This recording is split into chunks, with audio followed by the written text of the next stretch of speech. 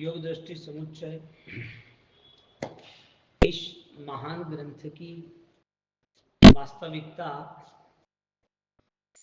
जीव अपने स्वरूप तक पहुंच जाए। अब आठों दृष्टियों में अलग अलग अलग प्रकार की विकास यात्रा बताए। ये कौन प्राप्त कर सकता है? जो अपनी सोच को और गहरे लेके जाए। इसका मतलब ये हुआ सिद्धांत, शास्त्र, श्लोक, स्वाध्याय ये बेस्ट है, दी बेस्ट है। क्रिया से भी, दान से भी, कोई सत्कार्यों से भी। इस सामान्य संस्कारों में सत्कार्य होता है, संस्कार होते हैं सामान्य संस्कारों में कि भी थोड़ा ज्ञान आया, कुछ पता चला कि हम हमारे कुल के हिसाब से हमें क्रिया करनी चाहिए, पता चला कि अच्छा जीवन जीना है तो अच्छे संस्कार रहने चाहिए, पता चला कि भी अच्छे कर्म करेंगे तो हमारे लिए अच्छा रहेगा, हम आगे बढ़ेंगे, समाज में सम्मानीय बनेंगे। ये नॉर्मल सिस्टम सब लोग अपनाते हैं। चेतना के स्तर पर स्वाध्याय, अनुष्ठान के प्रति सोच, सिद्धांत का चिंतन, विशेष स्वनिर्णय, ये सारी चीजें हमें ज्ञान से मिलती है। तो ज्ञान मार्ग की उपासना कठिन है, लेकिन जिसको शायद ये मिल भी गया है, सुन भी रहे हैं, तो निर्णय न ले पाए कि मेरी साधना का पूर्ण हिस्सा क्या है। इतना तो हिस्सा हो नहीं सकता ना, सिर्फ सोचना, थोड़ा श्लोक पढ़ना, थोड़ा कुछ ग्रंथे पढ़ लेना, कुछ एक घंटा चिंतन कर लेना, इतना तो हिस्सा पूर्णता का हो नहीं सकता। अपूर्णता है, इसके लिए ये सारी चीजें अपनाई है जो हमें परिवर्तन में ले जा रही है, हमारी आत्मा को स्थिर कर रही है। लेकिन उस अपूर्णता की पूर्णाहुति, अपूर्ण पूर्ण माने ना, अपूर्ण मानने वाला पूर्णता की ओर जा सकता है, लेकिन जो अपूर्ण मानता ही नहीं है, तो जो पूर्णता क्या है वो देखता ही नहीं है, तो अपूर्ण स्थिति जो है उसके लिए सत्कार्य नहीं है। पूर्ण स्थिति करनी है उसके लिए सिर्फ ये स्वाध्याय या सिर्फ सिद्धांत श्लोक उनके व्यवहार नहीं है, क्योंकि उसके लिए निश्चित रूप से स्वस्वरूप का अच्छा सा चिंतन मंथन रेगुलर अधिक से अधिक समय करना पड़ता है। क्योंकि कर्म की स्थिति जो है वो रुकने वाली नहीं है। संसार है क्यों? कर्म के कारण। कर्म कहाँ है? जीव है, इसके लिए है। ये जीव की स्थिति पूर्व में रुकी नहीं है, अनंत काल हमारा चला गया, अनंत काल जीव का व्यतीत हुआ है, और अनंत काल में विकास का कोई प्रकाश ना दिखे, कोई यात्रा ना दिखे, मार्ग ना दिखे, तो क्या समझना? यदि मार्ग दिख सकता है तो किसके आधार पर? जैन कुल मिला और हम क्रिया में जुड़ गए और हमें लगा कि हम आराधक बन गए, तो मार्ग का अवसर मिला, फिर भी वो मार्ग का अनुभव नहीं मिल रहा है। मार्ग का अवसर मिल गया ना, अनंत काल जीव का व्यतीत हुआ किसके कारण? कर्मों के कारण। कर्म आए किसके कारण? खुद के सोच के आधारित है। अब पूरे संसार में जब हमारी यात्रा अनंत काल पूर्ण होती है, चलती रहती है, तो यात्रा पूर्ण करने का अवसर मानव जीवन है, या मानव जीवन में कोई श्रेष्ठ उद्देश्य का लक्ष्य है? क्योंकि बिना पुरुषार्थ, लक्ष्य का पुरुषार्थ नहीं होता है तो क्या मिलता है? तो जीव ने अनंत काल जिस चीज में व्यतीत किया है पुद्गलो आधारित, तो समझा जाता है कि वहां कोई जैन दर्शन नहीं होगा उस समय, या तो वो समझा जाता है कि वहां सिर्फ अनुकूल सामग्री ही थी, उसको उसके प्रति राग था। आज जैन दर्शन मिला है तो आज उसका निर्णय क्या बन रहा है? कोई चाकू है इसके लिए खून होता है, कि कोई व्यक्ति के हाथ में चाकू इसके लिए खून होता है? चाकू का स्वभाव है, वो चाकू धारदार है, लेकिन वो टेबल में पड़ा होता है तो उसके प्रति कोई ऐसा भाव नहीं आता है। लेकिन किसी आदमी ने उस चाकू से मारने की एक्शन की हो तो ऑलरेडी उसका पूरा वार्तान बदल जाता है। जिस चीज, चाकू यानी कि आपकी समझदारी, उपयोग, जो आप समझ सकते हो, जिस चीज के प्रति आपका ज्ञान है, तो जिस तरह हम कोई निर्णय कर सकते हैं, जैसे कि समझो आप टीवी में कुछ सुन रहे हो, रेडियो में कुछ सुन रहे हो, आपके मोबाइल में न्यूज सुन रहे हो, मोबाइल सुना रहा है कि जो बोलने वाला है वो सुना रहा है। मोबाइल सुना था तो हजारों बातें कंटिन्यूटी चालू रहती ना। जड़ पदार्थ है, फिर भी चेतना के बिना उसका कोई भी यूटिलाइज नहीं है, मॉडिफाइड नहीं है। बना क्यों? किसी बनाने वाला था। तो मुख्य केंद्र बिंदु ये बनता है कि यदि चाकू को तुम पहचान सकते हो, मोबाइल का स्वभाव नहीं है, लेकिन जो मोबाइल में जो कुछ न्यूज चल रही है वो बोलने वाला कोई एंकरिंग है, तो बोलने वाला कहाँ गायब हो गया? मोबाइल चालू है तो गया कहाँ वो?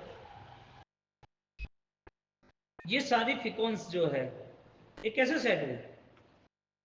कितना विशिष्ट ज्ञान होगा उनके प्रति, यानी उनके जीवन में टेक्नोलॉजी के लिए, तो कैसे कैसे निर्माण, यानी कैसे कैसे अद्यतन खोज करते हैं।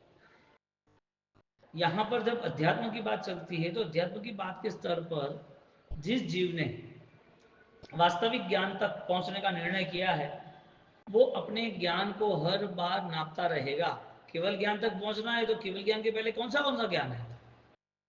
मुझे कर्मों से मुक्त होना है तो कौन से कर्म मेरे जीवन में नहीं होने चाहिए, यानी कि कौन से भावों के कारण कर्म का ज्यादा योग बने।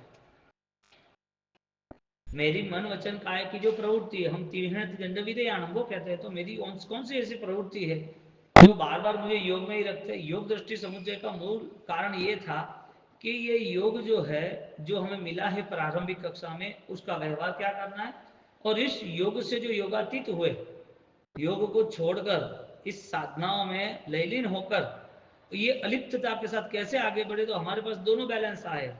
हमारा प्रारंभ इतना श्रेष्ठ बनना चाहिए कि वो प्रारंभ अंत समय तक शिखर तक पहुंच जाए। शुरुआत कैसी थी, अंत कैसा है? मन वचन काया के जो योग थे वो मिले पराधीन अवस्था में मिले ना। एक छोटा बच्चा है, वो आ रहा है ना, वो छोटा बच्चा है, उसका मन है ना, है वचन है काया है, सब कुछ है, बस उसके थोड़ी ट्रेनिंग बाकी है, उसकी उम्र के साथ ये सब सीखता जाएगा। तो जो जीव ऑलरेडी कुछ न कुछ ग्रहण करता है वो कर्म के कारण करता है।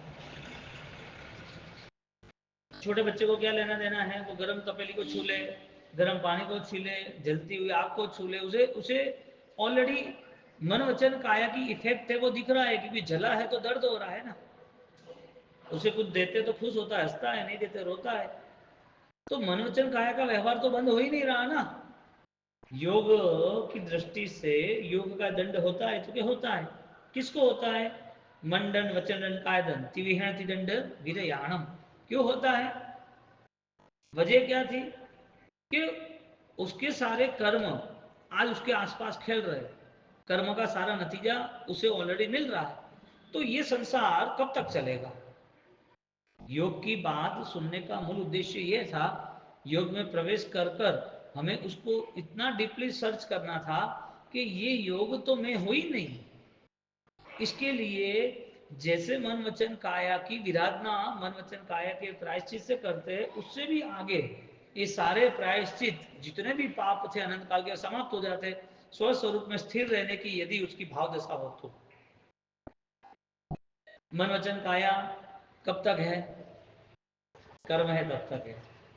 कर्म है इसके लिए मन वचन काया मिले तो क्या मिले। तो जिस दिन तुम मन वचन काया के साथ ही साथ आत्मदर्शन के लिए कोई पुरुषार्थ करोगे तो ये तीनों चीजों से आगे निकलना पड़ेगा।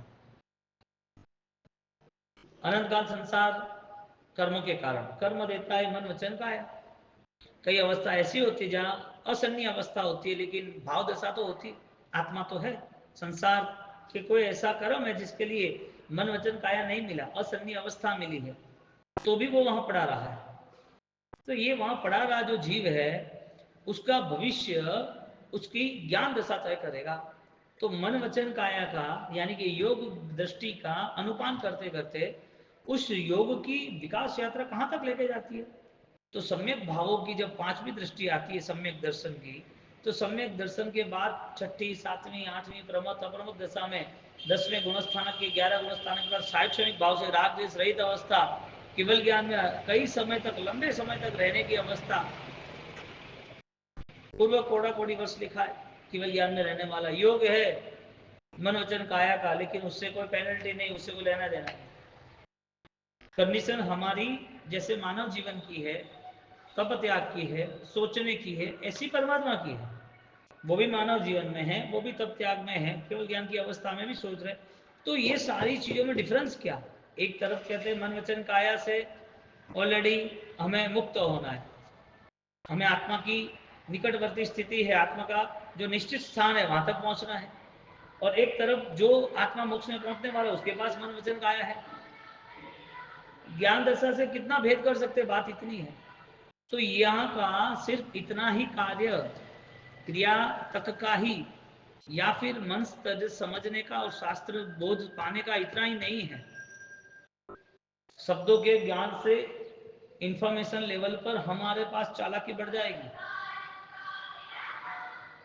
लेकिन ये चालाकी के बाद आत्मा की खोज का अवसर कौन खोजेगा? इसके लिए इस ग्रंथ का महात्म्य यदि हमारे आत्मा को परिचित करता है तो हमारा कर्तव्य बनता है हमें गुणों के प्रति जागरूक रहने का श्रेष्ठ पुरुषार्थ करना चाहिए, श्रेष्ठ से श्रेष्ठ पुरुषार्थ।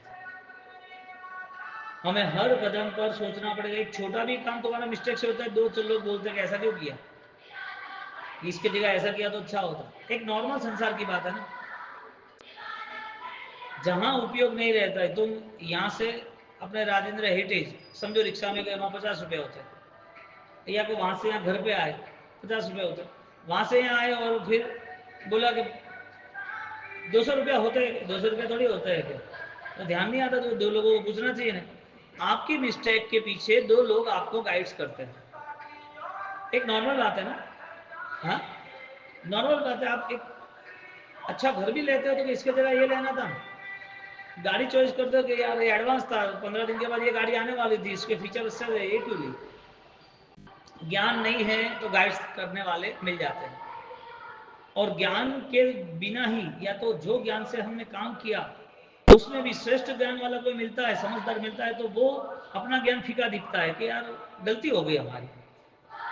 नॉर्मल संसार की बात। अब अध्यात्म में जिसने प्रवेश किया है उसको सचेतन अवस्था यानी स्वस्वरूप में स्थिर रहने का कितना उसका समय होना चाहिए, कितना भाव होना चाहिए, कितना बल होना चाहिए, कितना अनुभव होना चाहिए, कितना निर्णय होना चाहिए। अब यहाँ पर ये सारी चीजों का कितना महत्व है, आप सोचो। योग मिला है ना, किसके लिए मिला है? योग जो है वो किसके लिए है? पुण्य ने दिया है। क्या करना? पुण्य प्राप्ति के लिए करना। जो पुण्य मिला है, अभी नवी पुण्य कोई क्रिया से मिलता है ना, नया पुण्य। तो क्या समझ रहे हैं कि ये पुण्य खत्म हो रहा है इसके लिए नया पुण्य करो, इसका नाम धर्म क्रिया। पर्याय दृष्टि से किया हुआ सब मिथ्यात्व बन जाता है। किसी साधक को बोलोगे तो तुम्हें मारने आएगा कि हमारी क्रिया गलत है क्या? तुम्हें समझाएंगे कि क्या गलत गलत समझ के आए हो, ऐसा कुछ थोड़ी होता है क्या? ये सब गलत है क्या? इन लोगों ने आराधना नहीं की थी क्या? ये क्रिया नहीं होती तो जवन धर्म कैसे होता? अरे सामूहिक रूप से जिसको जो करना हो करे, लेकिन बिना ज्ञान से थोड़ी कुछ होता है। बिना ज्ञान से क्यों नहीं कुछ होता है? ज्ञान नहीं है तो क्या पेनल्टी का हकदार नहीं है? छोटा बच्चा 2 साल का है, उसने चाकू को छू लिया, उसको लग गया ना, तो क्या वो छोटा इसके लिए माफी है क्या? तो जो क्रिया करने का बड़ा समूह है, क्रिया वाला जो बड़ा समूह है, तो उसे धर्म कैसे मान लेना जहां आत्मस्वरूप नहीं है वो? या तो जो अधिक क्रिया कर रहा है, अधिक लोग की बात छोड़ो, अधिक क्रिया जो व्यक्ति कर रहा है उसे धर्म कैसे कहेंगे? बिना ज्ञान का, बिना सम्यक दर्शन का, बिना भाव दशा का, बिना परिवर्तन का। हमारा अटेंशन डायरेक्टली आत्मा तक पहुंचता है कि हमारी ये स्थिति होनी आवश्यक है। अब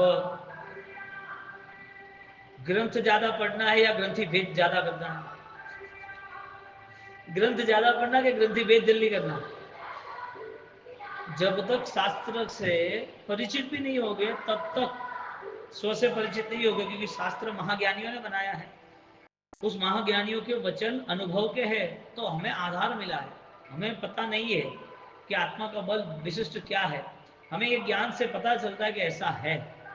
इसके लिए प्रभु महावीर की आत्मा ज्ञानवान नहीं थी तब तक पूजनीय नहीं बनी। हालांकि आत्मा तो अनंत ज्ञान की है, लेकिन उनके पूर्व भोग में आत्मा का ज्ञान था, गया कहाँ? पूर्व के भव में आत्मा का ज्ञान नहीं था। आत्मा का ज्ञान पूर्व के भव में विशिष्ट था, डिक्लेरेशन हो गया था। जो 24 में तीर्थंकर होने वाले को डिक्लेरेशन हो गया आदिनाथ भगवान के टाइम पर। मरीची समय के बाद नाच रहा है, मुझे मेरे जीवन में तो इतना आनंद है, इतनी प्राप्ति है, इतनी ऊंचाई पे है, ये चक्रवर्ती है, तीर्थंकर, ये वासुदेव। उस आत्मा का डिक्लेरेशन हुआ कि ये मरीची 24 में तीर्थंकर होने वाले हैं, तो फिर वो ज्ञान कहाँ गया?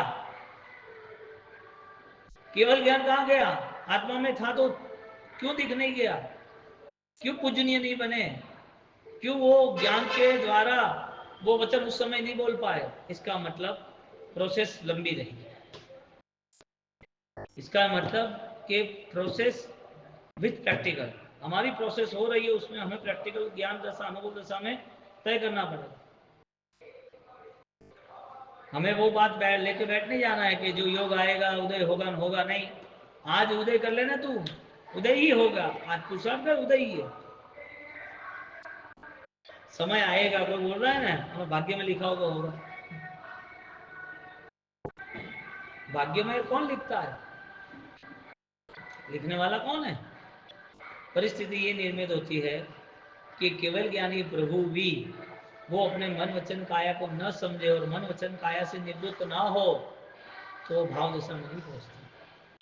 वो होना चाहिए, ठीक है।